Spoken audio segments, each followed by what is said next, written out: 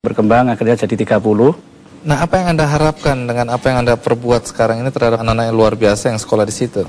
Saya mengharapkan tidak ada anak SLB yang tidak sekolah lagi, anak berkebutuhan khusus, semua harus mempunyai hak dan mendapatkan pembelajaran. Pak Sidik, jadi ini sekarang proses untuk pembungkusan. Terus dimasukkan ini teman-teman ini ya, yang lagi PKL ya? Iya, Pak. Lagi masukin. Pak Sidik, boleh tahu nggak sekarang bagaimana bisnis kerupuknya ini? Alhamdulillah, Pak, berkembang. Sekarang udah berapa omsetnya? Ya, alhamdulillah, Bapak, omset saya udah mencukupi lah.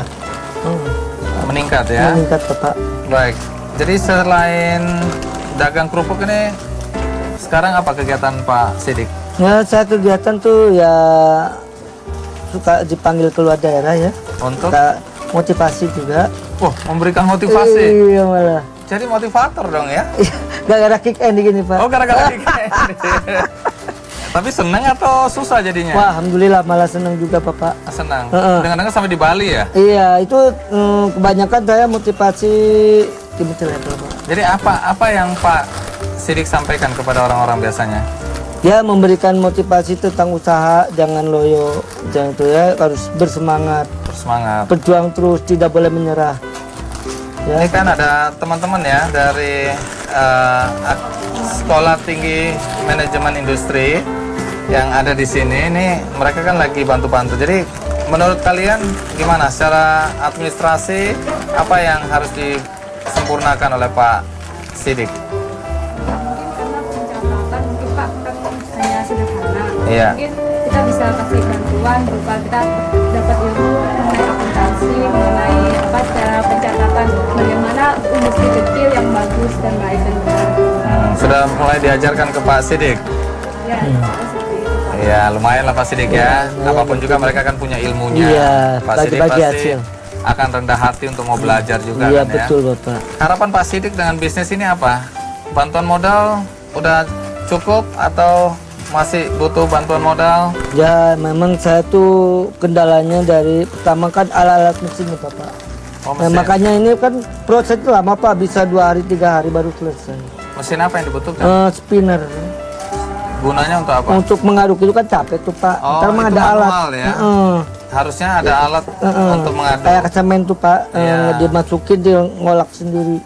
Kalau itu ada lebih cepat prosesnya. Lebih cepat, Bapak, jam 2 selesai. Ini jam 6, jam 7 malam belum selesai. Terus ngerebusnya kan lama, Pak, sampai jam 4 sampai 5 jam ngerebusnya. Wah, Bang Adi, Ya. saya bagaimana tuh kelanjutan pejuang itu, Pak? Kok saya tertarik banget, Pak. Pejuang ya, tadi kan kita sudah pejuang pendidikan, pejuang lingkungan, dan sekarang kita kasih tahu pemirsa bahwa ada juga pejuang kesehatan. Jadi mereka adalah orang-orang yang berbuat sesuatu untuk menolong orang lain. Siapa mereka? Ikuti profil mereka berikut ini.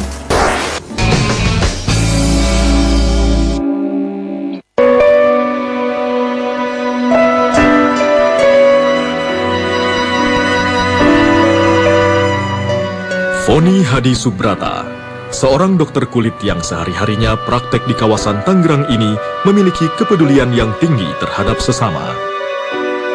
Foni adalah salah satu sukarelawan tenaga medis di Rumah Singgah Pondok Kasih Tangerang.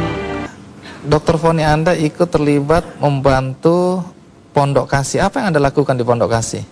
Saya memang konsentrasinya ke medisnya, jadi ke keluhan-keluhan yang ditimbulkan oleh pasien. Seperti tadi ada beberapa pasien kami yang rata-rata mereka karena diambilnya di jalan, tentu mungkin mandinya mungkin nggak sebulan sekali, mungkin sudah bertahun-tahun dia tidak mandi. Jadi yang paling banyak saya temukan adalah penyakit kulit, Pak, di situ. Dan yang juga yang sering ditemukan adalah penyakit infeksi seperti TBC atau mungkin ada juga yang kemarin ada yang hernia ya, Pak Simon. Bagaimana ceritanya sampai Dokter Foni terlibat di dalam urusan orang-orang gila ini? Sayang gitu maksud saya. Mungkin sama seperti Pak Simon, Pak Andi, saya juga menemukan calling saya atau menemukan panggilan saya untuk bergerak di bidang sosial ini.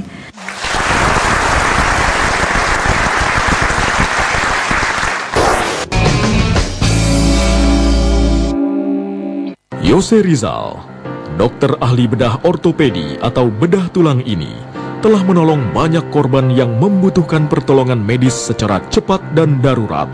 Perjalanannya sebagai relawan medis sejak tahun 1999 lalu tidak hanya terbatas di dalam negeri, tetapi juga sudah melampaui hingga ke wilayah Palestina, Afghanistan, Irak, Iran, Filipina, dan Thailand Selatan. Jadi biasanya apa yang Anda lakukan? Jadi seperti di Kalat itu. Di Kalat itu kita bertemu suatu rumah sakit yang sudah ditinggalkan.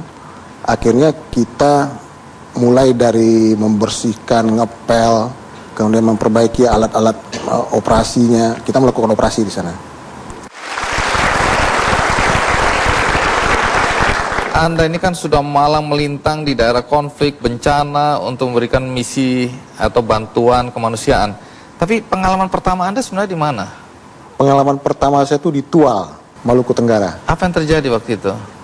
Itu ada konflik horizontal antara pemeluk agama Kristen dan Islam.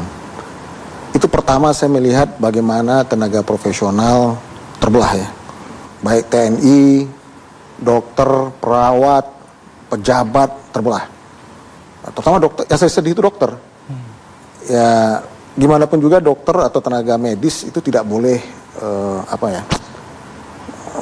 kalau ada orang tergeletak di depan masa kita, dia harus ditanya dulu kan, agamamu apa? Agamamu, Anda teroris atau bukan gitu kan?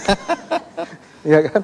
Yang jelas tolong dulu lah. Ya kita kan tidak ada urusan persoalan latar belakang politik, kebangsaan, suku itu nggak boleh. Jadi di dalam kemanusiaan itu prinsip yang harus dipegang tuh kita menolong orang itu dasarnya urgensi. Jadi Pak Sidik hari ini mau jualan kemana? Saya jadwalnya hari ini kirim kerupuk ke Bank Indonesia, Bank Mandiri, sama Bappenas Bapak. Oh ini kerupuknya ya? Ya. Kelihatannya makin maju nih bisnisnya. Ya, alhamdulillah. Iya, ini motornya juga udah ada nomor polisinya. UD Maju Jaya ya? Iya Bapak. Bang Adi nggak ikut bareng sama saya nih sekalian jalan nih? Naik ini? Iya. Bisa di sini boceng ya, Pak? Bukannya saya nggak mau, tapi saya ada janji sama Rama. Jadi gitu. Rama juga nunggu. Rama kan salah satu juga yang menerima Spirit Award. Jadi Pak Sidik dan Rama. Jadi saya ke Rama dulu ya, Pak Sidik ya. Ya, saya ucapkan terima kasih. Sampai jumpa, sukses, bisnisnya maju, perusahaannya maju, dan yang penting tetap semangat ya. Oke, terima kasih teman-teman. Terima kasih ya. Ya, sampai jumpa, Pak Sidik. Yuk, di jalan.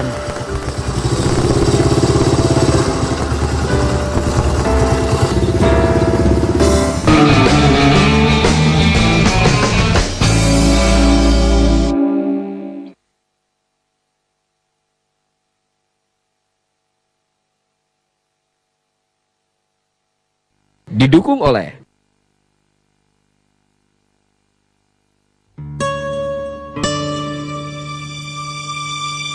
setiap kali mencuci dengan Attack, ibu telah menyelamatkan kehidupan air. Mulailah dari rumah ibu. Gunakan Attack, deterjen bebas fosfat yang ramah dengan kehidupan air. Selamatkan kehidupan air bersama Attack demi masa depan si kecil.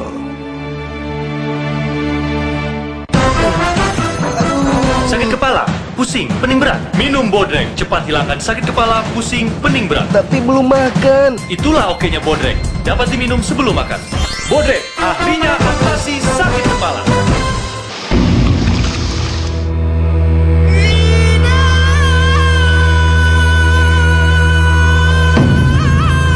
Melestarikan lingkungan sebagai bagian dari lingkungan.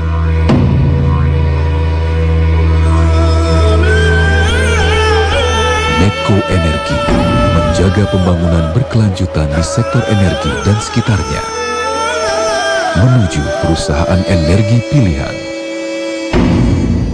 Ingat, antangin Mini. Cobain deh. Seger. Hangat.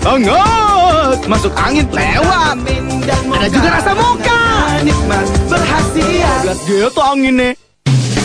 Di tahun keanekaragaman hayati internasional pada tahun 2010 ini, Ancol Taman Impian menambah satu lagi destinasi wisata baru bernama Ancol Eco Park.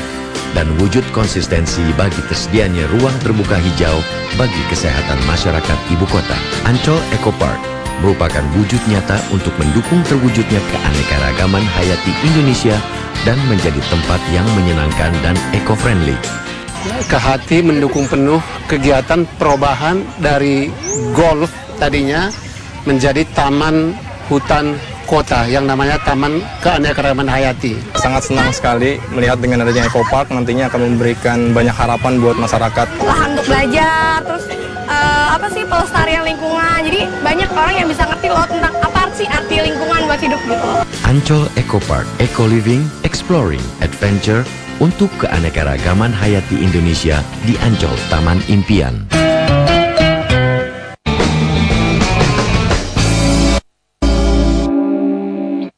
Didukung oleh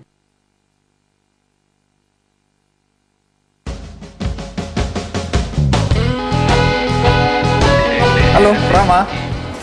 Halo Bang Andi. Udah nunggu lama ya? Aduh, ketemu lagi kita ketemu Rama lagi ya. Lagi ngapain ini?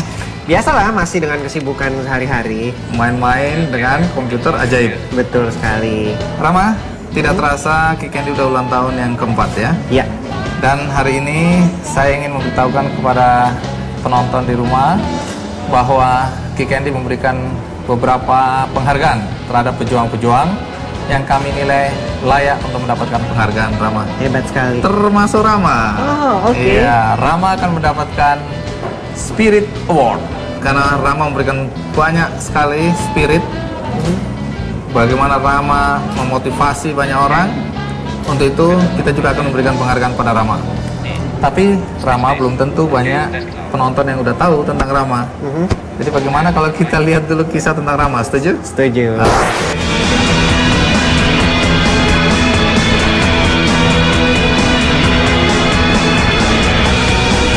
Eko Ramaditya Adhikara adalah sosok pemuda penyandang tunanetra yang tak mau terbatas aktivitasnya oleh keterbatasannya. Rama salah seorang yang sangat kreatif. Dan yang menarik, Rama bekerja dengan menggunakan komputer. Apa sebenarnya kegiatan Rama nih? Coba Rama cerita sendiri ke teman-teman yang ada di sini, Rama. Iya, jadi dengan komputer itu saya saat ini berprofesi sebagai jurnalis di detik.com. Kemudian saya juga mengisi rutinitas sehari-hari dengan ngeblog dan browsing di internet. Saat ini saya mungkin agak langka ya profesi ini, tapi saya saat ini bekerja sebagai komposer dan juga sound engineer untuk musik-musik video game, dan saat ini saya menjadi salah satu sound engineer di Nintendo Jepang.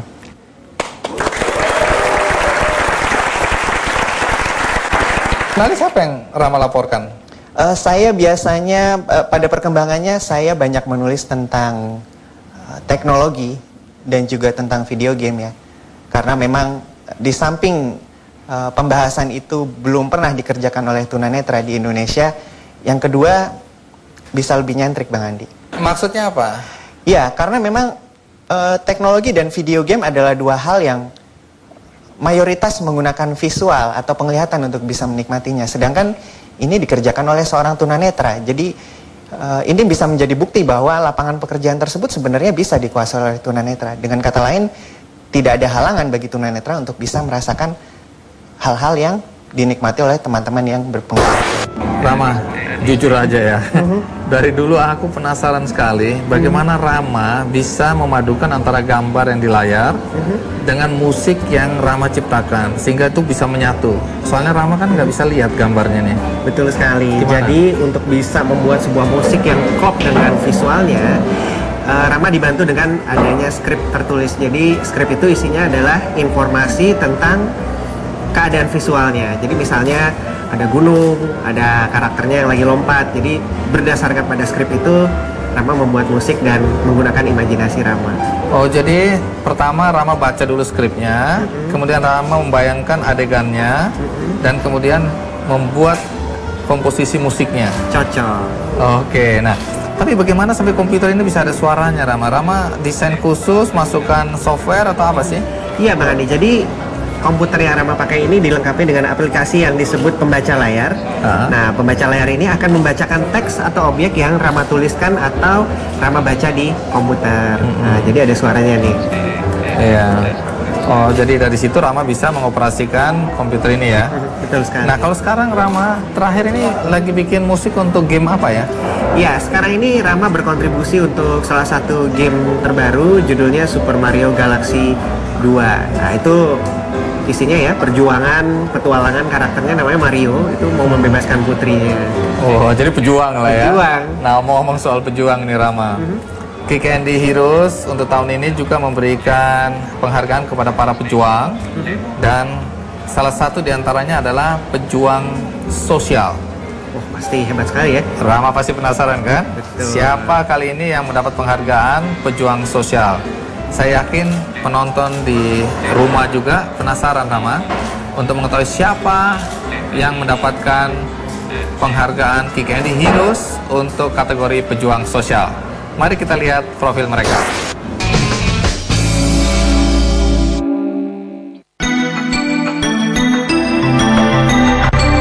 Di gubuk bambu berukuran 6 x 9 meter yang terletak di desa Sukopuro, Kecamatan Jabung, Kabupaten Malang, Jawa Timur inilah Eko Cahyo tinggal dan mengelola perpustakaan kampungnya.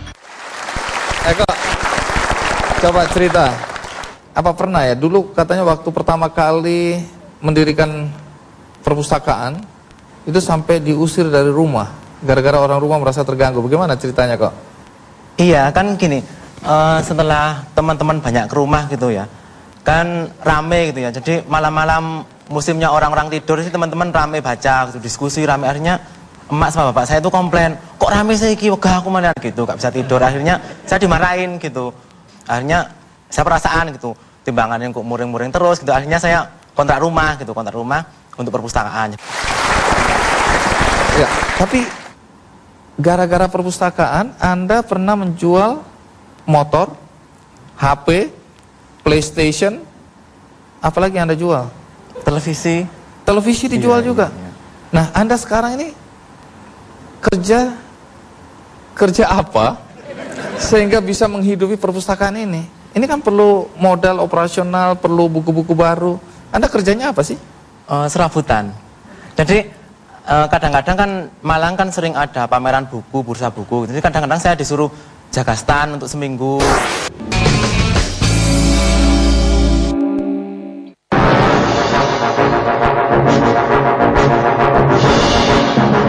Agus Bambang Prianto adalah sosok yang memiliki kepedulian sosial dan solidaritas tinggi.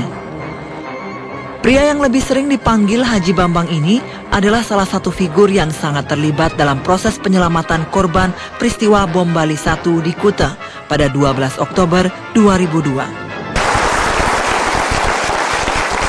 11 jam Anda melakukan evakuasi terhadap para korban.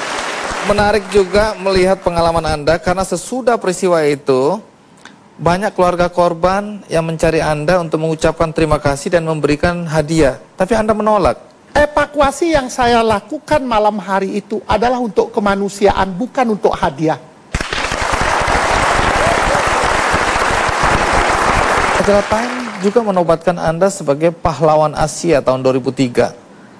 Anda diundang tapi Anda tidak datang. Kenapa? Media nanya, semua menanya. Saya bilang, apa saya etis berangkat? Masyarakat Bali sedang susah. Akibat pemboman ini, ekonomi Bali stagnan. Banyak restoran bangkrut, banyak hotel bangkrut, banyak travel bangkrut.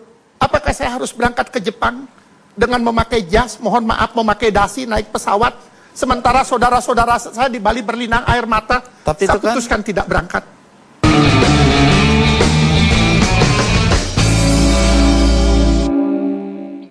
Didukung oleh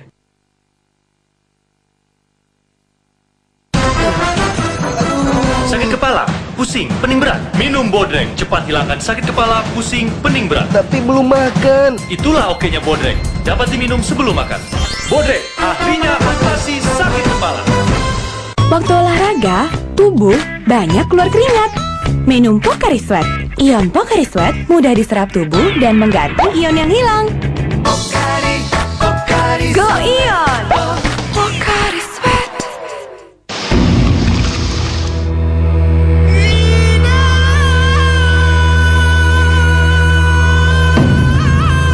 Melestarikan lingkungan sebagai bagian dari lingkungan.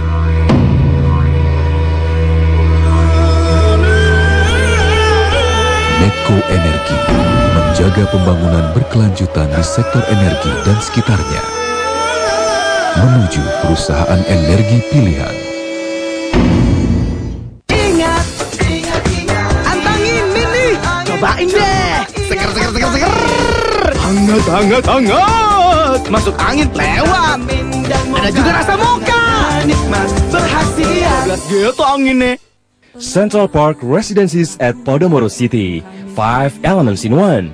Mall, office tower, residential, hotel, Tribeca Park.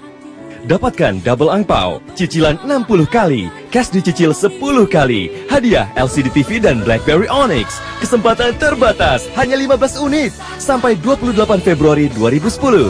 Marketing Galeri, Jalan Lecen Parman Kafling 28, Jakarta Barat. Hubungi 021 5694 8888.